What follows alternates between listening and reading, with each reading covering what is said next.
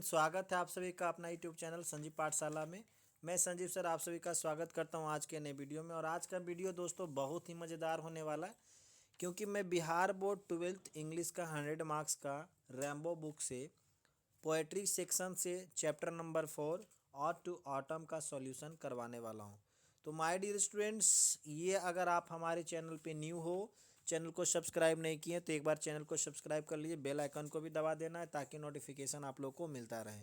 Okay, ये काफ़ी exam से रिलेटेड बहुत ही इंपॉर्टेंट चैप्टर माना जाता है। तो बिना समय गंवाए हुए मैं आप लोग को मुद्दे की बात करूंगा। यहाँ पे शुरुआत करते हैं। और टू ऑटम, ठीक ना। ये जो रचना है जॉन किट्स के द्वारा लिखा गया है। किन के द्वारा दोस्तों? जॉन किट्स के द्वारा लिखा गया है। अगर पूछा जाए कि ऑटम क्या है, ये और टू ऑटम पोएम क्या है, तो आपको आंसर देना है बेटा ओड। क्या है? या एक ओड है। ओके, इसमें मेन चीज़ जानेंगे। ये तो कविता के बारे में थोड़ी मोड़ी बातें हम लोग जानेंगे। कहता है an ode is a type of lyrical stanza. या ओड एक ऐसा चीज़ होता है जिसको हम लोग गा सकते हैं। क्या कर सकते हैं? जिसको गा सकते हैं। It is an elaborately structured poem praising और ग्लोरीफाइंग एन इवेंट और इंडिविजुअल। या ओड एक ऐसी रचना होती है, कविता होती है, जो किसी व्यक्ति की या किसी घटना की प्रशंसा करता है या फिर उसकी सुंदरता का बखान करता है। Okay my dear students.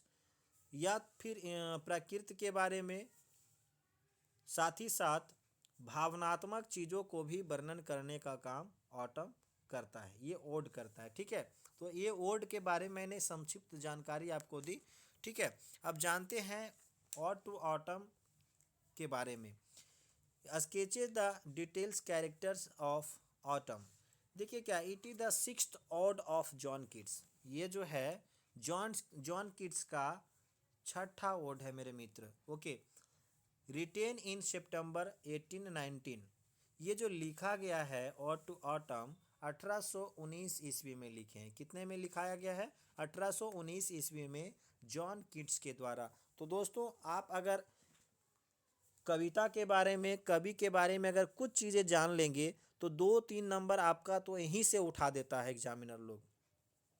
Published in 1820। ये जो रचना हुआ है 1819 में, लेकिन प्रकाशन बच्चा इसका हुआ 1820 ईस्वी में। Okay my dear student.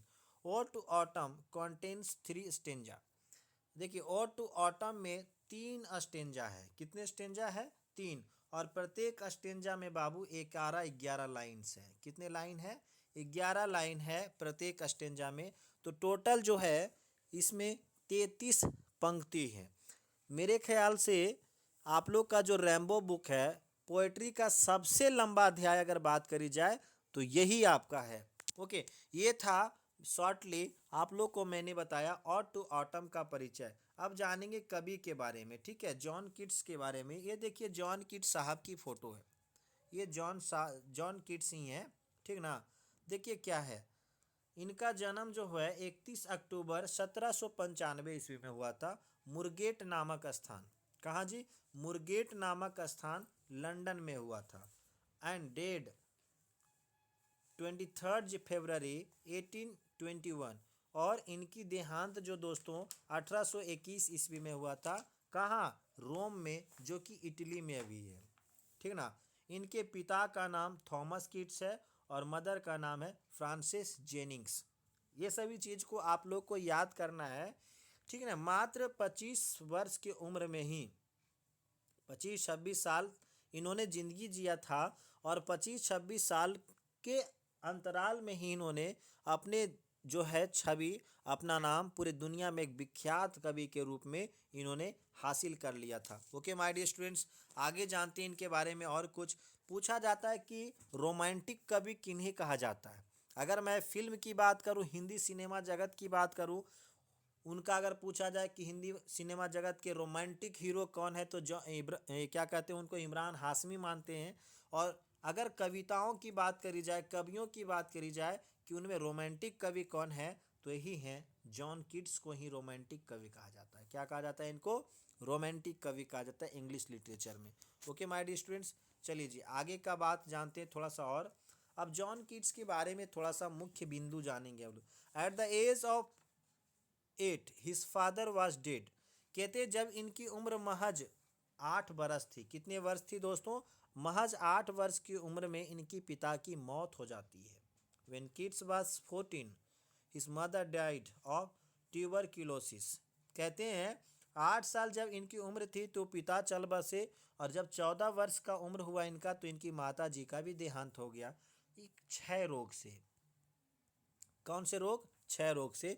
उसे हम लोग टीबी बीमारी कहते हैं। क्या कहते हैं बच्चों? टीबी बीमारी कहते हैं।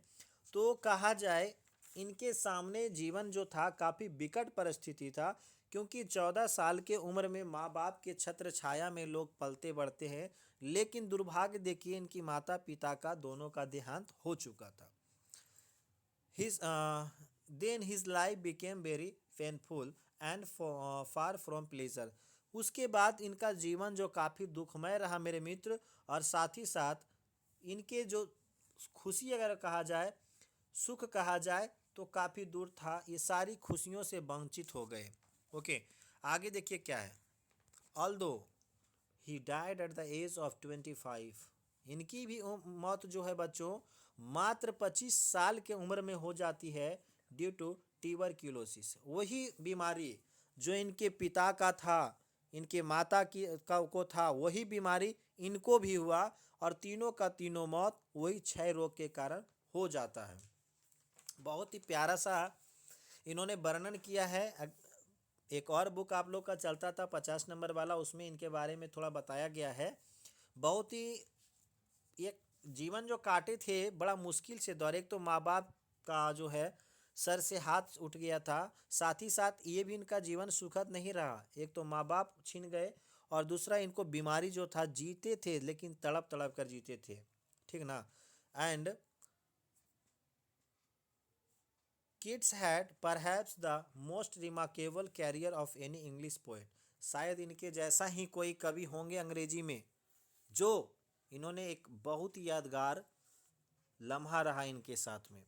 ही पब्लिश्ड ओनली 54 पोएम्स। इनका जो है मात्र 25 साल इन्होंने उम्र जिया, और 25 कविता की इन्होंने रचना करी थी, और 25 ही प्रकाशन इनको हुआ था इन 3 स्लिम वॉल्यूम्स, जो कि छोटे छोटे 3 वॉल्यूम में कविताओं को प्रकाशित किया था, एंड अ फ्यू मैगजीन्स, कुछ ही पत्रिकाओं में। तो ये था कवि के बारे में परिचय, बहुत ही मार्मिक तरीका से दर्शाया गया मित्रों। आगे है जॉन कीट्स के बारे में और थोड़ा जानेंगे। ये जो ओड्स उन्होंने 6 ओड्स लिखे थे, वो ओड्स के बारे में आप लोग को थोड़ा सा व्याख्या कर दूं। ओके, देखिए क्या, ode on a Grecian urn, ठीक है, ग्रेशियन अर्न। दूसरा है ode on indolence and ode and melancholy, ode to a nightingale, ode to Psyche, और ओड टू ऑटम। ये लास्ट है जो आज हम लोग पढ़ने वाले हैं। ओके, चलिए विस्तार से जानते हैं ऑड टू ऑटम, इसका थीम क्या है। ये थीम, मैं कविता का आप लोग को थीम बताने वाला हूँ मित्रों। इसका विषय क्या है, ये कविता में कवि ने किस विषय के बारे में बातें की। Ode to autumn is the 6th ode of John Keats. John Keats का ये 6ठा ओड है। In its Keats describes the beauty and characteristic spirit of autumn. ये जो है बस शरद ऋतु के बारे में, किसके बारे में? शरद ऋतु की व्याख्या किए हैं, उसकी खूबसूरती को इन्होंने वर्णन किया है इस कविता के माध्यम से। In a series of memorable pictures. एक ये जो कविता है, इसमें कवि ने बहुत ही यादगार चित्रों के माध्यम से दर्शाया है exhibiting the principle of beauty in nature. प्रकृति के जो सुंदरता है, उस सुंदरता का बखान इन्होंने इस कविता में किया है। अपने देश का नहीं है, इंग्लैंड के बारे में इन्होंने बात करी है, ठीक है। चलिए जी, अब आते हैं हम लोग डायरेक्ट कविता के बारे में, ठीक है। कहते हैं जॉन कीट्स लेखक हैं। इनका अगर पूछा जाए कि ऑड टू ऑटम को किसने लिखा है, किसने कंपोज किया है, तो जॉन कीट्स। जॉन कीट्स को हम लोग रोमांटिक पोएट भी कहते हैं। इनका जन्म कहाँ हुआ था, सारा चीज़ मैंने पीछे बता दिया है, ठीक है। चलिए पढ़ते हैं थोड़ा जोर जोर से इसको। सीजन ऑफ मिस्ट एंड मिलो फ्रूटफुलनेस। ये जो मौसम होता है ऑटम का, वह कोहरा का मौसम होता है, कुहासा उसको कहते हैं, और फलों फूलों का दिन होता है। इसमें जो है फूल, ये फल और फूल पेड़ों में लदे हुए रहते हैं दोस्तों। आगे कहते हैं close bosom friend of the maturing sun. Close bosom friends कहा जा सकता है एकदम बेस्ट फ्रेंड को, जो नज़दीकी, जिसको हिंदी में कहते हैं लंगोटिया आर कहते हैं। ये जो मौसम होता है ऑटम, वह प्रौढ़ जो ये जो सूर्य जो होते हैं उसके सबसे अच्छे मित्र होते हैं मेरे दोस्त। ओके, चलिए आगे है conspiring with him how to load and bless. ये जो है दोनों सूर्य और ऑटम गुप्तगू कर रहे हैं, प्लानिंग बना रहे हैं कि किस प्रकार से पेड़ों की डालियों में फलों को लाद दिया जाए। With fruit the vines that round the thatch eaves run. Thatch देखो बाबू, यहाँ पे जो देखिए क्या होता है, गांव गिराव में झोपड़ी बना हुआ रहता है, फूस का बना रहता है, तो के इर्द गिर्द देखिए लत रहते हैं कद्दू वगैरह का। तो वो और पेड़ों में ये दोनों कंस्पायरिंग कर रहे हैं, प्लानिंग कर रहे हैं, सूर्य और ऑटम। ये कह रहे हैं कि किस प्रकार से पेड़ों की डालियों में और लताओं में फलों और फूलों को भर दिया जाए। To bend with apples the mossed cottage trees. जो घर के आसपास झोपड़ियों के पास सेबों का जो पेड़ है उसमें इतने सेब भर लाद दिए जाएं कि वो वजन से झुक जाए। And fill all fruit with ripeness to the core. तो कोर देखो बेटा, यहाँ पे कोर किसको कहते हैं, अंदरूनिक, उसके रस कहते हैं। ये दोनों प्लानिंग कर रहे हैं सूर्य और ऑटम कि किस प्रकार से फलों के अंदर तक पका दिया जाए, उसको रस भर दिया जाए। To swell the gourd and plump the hazel shells. देखिए हैजल सेल्स जो कहते हैं दोस्तों, वो अखरोट को कहते हैं। किसको कहते हैं, अखरोट को हैजल सेल्स कहते हैं। तो गार्ड देखिए, गार्ड मतलब कद्दू, और स्वेल देखिए यहाँ पे होता है गुद्देदार, इसको कहते हैं गुद्देदार। मतलब कद्दू में गार्ड जो होता है उसमें गुद्दा भर दिया जाए और साथ ही साथ अखरोट को भी पका दिया जाए। With a sweet kernel. देखिए स्वीट कैरनल कहा जा सकता है गन्ना, जिसको हम लोग कहते हैं, गन्ना में भी मिठास हो जाए। टू सेट बडिंग मोर। तो बडिंग देखिए क्या है बाबू, यहाँ पे जो भौरे होते हैं उसके बारे में भी कवि ने वर्णन किया। अगर अधिक फूल खिलेंगे पेड़ों पे, अगर अधिक फूल खिलेंगे पेड़ों पे तो क्या होगा, still more later flowers for the wish. तो वो फायदा किसको करेगा दोस्तों, वो मधुमक्खियों का, क्योंकि मधुमक्खियों का जो रस होता है वो कहाँ से मिलता है, तो फूलों से ही मिलता है। Until they think warm days will never cease. मतलब ये जो है मधुमक्खियां इतना व्यस्त हो, इतने मशगूल हो फूलों से रस चूसने में कि वे लोग सोच भी ना सके। वो लोग सोचते हैं कि अभी गर्मी ना आए और मैं फूल से जो है रस को चूसता रहूं। वो हमेशा चाहते हैं कि ये कोहरा वाला ही मौसम रहे, ताकि सभी पेड़ों पे फलों हो या फूल लदे हुए हो, ताकि मुझे उसका शहद मिलता रहे। ऐसा सोचते कौन है, ये देखिए बीज, मधुमक्खियां। For summer has overbrimmed their clammy sales.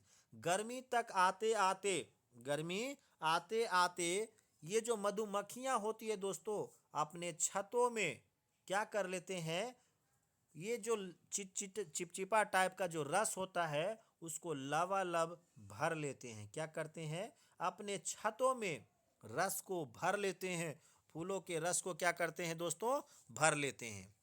वो आगे देखिए क्या है, अगले स्टेंजा में कवि ने क्या वर्णन किया, who hath not seen thee often amid the store. कहते हैं देखिए क्या है यहाँ पे, हु मतलब कौन, और हैथ मतलब बेटा ये ओल्ड इंग्लिश है, इसको हम लोग क्या कहते हैं जी, हैज कहते हैं। ये मॉडर्न इंग्लिश में इसको हैज कहा जाता है। कहते हैं हु हैथ नॉट सीन दी देखिए यहाँ पे दी जो स्टैंड करता है तुम्हें, किसको कहते हैं यहाँ पे, यू, तुम्हें, तुम्हें किसने नहीं देखा है। देखिए स्टोर, स्टोर मतलब देखिए क्या होता है, जहाँ पे हम लोग फसलों को उगा के लाने के बाद एकत्र करते हैं घर में, वहाँ पे तुम्हें किसने नहीं देखा। Sometimes whoever seeks abroad may find। कभी कभी आपको बाहर भी पाते हैं। देखिए यहाँ पे क्या है, फसलों की बात किया है, कवि ने फसलों की बात की है कि देखिए क्या है, कभी कभार ये फसल खेतों में होते हैं लेकिन बाद में किसान लोग क्या करते हैं, इसको काट के फसल को घर में भी ले आते हैं। द सीटिंग केयरलेस, दी देखिए यहाँ पे स्टैंड करता यू, मतलब तुम्हें बेपरवाह हो करके कहाँ, खलिहानों में बैठे हुए, कहाँ, खलिहानों में बैठे हुए। The hair soft lifted by the winnowing wind, देखिए हमारे देहात में जो किसान के बच्चे होंगे वो जानते होंगे, जब धान को या गेहूं को उसके तनों से अलग करते हैं तो ओसौनी करते हैं, सूप से जिस तरह हवा चलता है हवा के साइड में ओसौनी करते हैं तो उससे क्या होता है, कूड़ा करकट दूर हो जाता है। तो यहाँ पे कवि का कहने का मतलब द हेयर मतलब तुम्हारी जुल्फें, मध्य जो हवा चलती है, मंद हवा चलती है उससे लहराती है ठीक है। ऑन और on a half ripped furrow sound a slip, और आप क्या है देखिए, एक देखिए हमारे देहात में ये सोते हैं लोग तो कितने खर्राटे लगाते हैं, ठीक है ना, जैसे ही सोया खर्राटा भरना शुरू करते हैं और कहते हैं कभी कभार, देखिए धान के देखिए जब किसान लोग धान को खेतों में काटते तो पतानी लगा देते हैं, उसको कहते हैं काट के गिरा, तो वहीं पे उस कटे हुए फसलों पे ही लोग सो जाते हैं किसान लोग, ठीक ना, और खराटे मारने लगते हैं। Drowsed with the fume of poppies while the hook, और देखिए क्या करते हैं यहाँ पे, ड्रोज्ड विद द फ्यूम, देखिए एक प्रकार का फ्यूम कहा जाए तो अफीम को कहते हैं। देखिए ये पॉपी जो होता है बेटा इसको अफीम कहते हैं, क्या कहते हैं, अफीम, सॉरी अफीम जो होता है, देखिए ये अफीम कहते हैं, पॉपीज का मतलब क्या होता है, अफीम। तो अफीम की जो खेती है तो ये मित्रों, तो यहाँ पे कहते हैं अफीम की जो सुगंध आती है उसके नशे में सो जाती हो, spares the next sweat and all the its twinned flowers, और सभी फूलों से खुशबुएं आती है, ठीक ना, and sometimes like a ग्लीनर the डोस्ट की, ग्लीनर देखिए कहा जाए तो ग्लीनर जो होता है ना, देखिए जब फसल खेतों से काट के उठा लिया जाता है तो उसमें चुनने वाले आ जाते हैं, फसल को चुनने वाले आते हैं, उसी को ग्लीनर कहते हैं। और वे लोग क्या करते हैं, फसल को चुनते हैं और उसके बाद उसको बोझा बांध के अपने सर पे रख लेते हैं। Steady the laden head across a brook, और देखिए खेतों में देखिए इस तरह का खेत रहता है दोस्तों, सभी का अलग अलग, तो इसको हम जो दीवार के टाइप से रहता है इसको आरी बोलते हैं, लोग देहात में इसको आरी बोलते हैं। तो माथे पे बोझ धर के लोग अपनी इस आरी से लेकर के अपने खलिहान तक जाते हैं, ठीक ना। आगे देखिए क्या है, और by cider press, cider press उसी को मैंने भी बताया ना, आरी को बोलते हैं। अपने माथे पर बोझा रख करके लोग उस आरी पे चल करके और काफी धैर्य पूर्वक अपने माथे पे रखते हैं। The watchest the last oozing hours by hours, और उसके बाद देखिए यहाँ पे बात करें हैं जो कभी कभार हम लोग देखिए क्या है कि जूस को निकालते हैं फलों से तो उसकी बूंदे काफी देर तक टपकती है, तो कहते हैं उसको लगातार निहारते रहना घंटों दर घंटों बूंद को, ठीक है। तीसरा स्टेंजा में आते हैं मित्रों, बहुत ही इंपॉर्टेंट इसी का भी है, वेयर आर दो सॉन्ग ऑफ स्प्रिंग, है वेयर आर दे, ये बात कर रहे हैं ऑटम जो है, ऑटम सूर्य से बात कर रहे हैं, बोल रहे हैं अरे ये जो पतझड़ की गीतें कहाँ है, ठीक ना। तो सूर्य कहते हैं ऑटम से, थिंक नोट ऑफ देम, उसके बारे में मत सोचो, स्प्रिंग के बारे में मत सोचो। Thou hast the music to you, कहते हैं तुम्हारे पास, द मतलब तुम्हारे पास में भी, तुम्हारे पास में भी संगीत है। सूर्य ने ऑटम से कहा तुम्हारे पास भी संगीत है। While wet clouds bloom the soft dying day, तो देखते होंगे दोस्तों ना तो ज़्यादा धूप होता है ना तो ज़्यादा बादल होता है, हल्का हल्का बादल और धूप भी उगा हुआ रहता है, जिसके कारण काफ़ी सुंदर दृश्य लगता है ऑटम के महीने में। तो ये सूर्य कह रहे हैं तुम्हें भी खूबसूरती है, तुम दूसरे के बारे में मत सोचो। 25वां लाइन था, चलिए आगे देखते हैं क्या कहता है, and touch the stubble plains with rosy hue. अब देखिए क्या होता है, जब लोग फसल को काट लेने के बाद दूसरे फसल को उगाते हैं तो देखिए छोटे छोटे क्यारियां बनाते हैं और क्यारी काफ़ी समतल होता है, ठीक ना। देन इन अ वेलफुल चोर चोर द स्मॉल ग्रेट्स मॉर्न। और देखिए उसके बाद क्या होता है, छोटे छोटे क्यारियां बना करके लोग उसमें पानी भर के, देखिए जैसे अभी देहात में लोग प्याज रोपते हैं तो प्याज का क्या क्यारियां बना के बीच में दो इस तरह से देखिए बना देते हैं पैन के जैसा, और इसमें पानी बहाते हैं, पानी जो होता है पानी सिंचाई के लिए ले जाते हैं, इसी को कहते हैं, ठीक ना। Among the river swallows born aloft, ये जो देखिए क्या है, और जब नदियों के एक साथ साथ देखेंगे तो नदियों में ऐसा दृश्य होता है, ऐसी उसमें लहर उठते हैं, मानो वो क्या है, आपको निगलने के लिए भी उतारू रहता है। और shrinking at the light win lapse और डाइस। और देखिए क्या कभी कभार तरंगे उठती हैं नदियों में, लेकिन वो भी क्या होता है, हवा के जैसा आता है और तुरंत समाप्त हो जाता है। ओके माय डियर स्टूडेंट, चलिए आगे and full grown lambs loud bleat from hilly bourn. अब देखेंगे तो क्या होगा कि पहाड़ की चोटियों पे भी देखेंगे तो फलों से लदे हुए पेड़ पौधे आपको मिलेंगे। आगे देखिए बात करते हैं, hedge cricket sings and know with travel shop. और बरसात के दिन में देखिएगा क्या होता है, जब धान की खेती होती है तो उस समय क्रिकेट क्रिकेट एक झिंगुर कहा जाता है, तो झिंगुर की भी आवाज़ सुनाई देती है। लेकिन ऑटम के महीने में, ऑटम के ऋतु में जो है कभी सुनाई नहीं पड़ते। The redbreast whistle from the garden croft. और देखते हैं जो ये गार्डन जो बगीचा होते हैं उसमें पके पके जो है लाली लाली फल जो नज़र हमें आते हैं। And gathering swallows Twitter in the sky. और क्या होता है दोस्तों, तो ट्विटर देखिए यहाँ पे क्या कहते हैं, भगजोगनी उसको कहा जाता है देहात में। देखिए उसमें भूख भाग टाइप के बॉल टाइप से मतलब दिखाई पड़ता है, और वे जमा होते हैं कहाँ, आकाश में। ओके। और आपको ज़्यादा अगर समझना है दोस्तों तो इस वीडियो को आप एक बार और देख लीजिएगा ताकि आपको ज़्यादा से ज़्यादा समझ में आए, ठीक ना। तो इस प्रकार से आप लोग को कहानी मैंने इस कविता को एक एक चीज़ मैंने बता दिया, ठीक है। ट्विटर देखिए, ये ट्विटर नहीं समझिएगा जो व्हाट्सएप फेसबुक इंस्टा ट्विटर वगैरह, ये जुगनू कहते हैं, जुगनू लैला मजनू वाला जुगनू नहीं, जुगनू जो चमकते हैं अंधेरे रातों में, उसमें एक ट्यूबलाइट टाइप से भुक भाग होता है, ठीक है, बहुत प्यारा सा वो कीट होता है। तो वीडियो कैसा लगा कमेंट सेशन में ज़रूर बताइएगा। हम मिलेंगे अगले वीडियो में, और लाइक शेयर करना नहीं भूलना है। ओके, आज बस इतना ही, तब तक के लिए सभी को जय हिंद।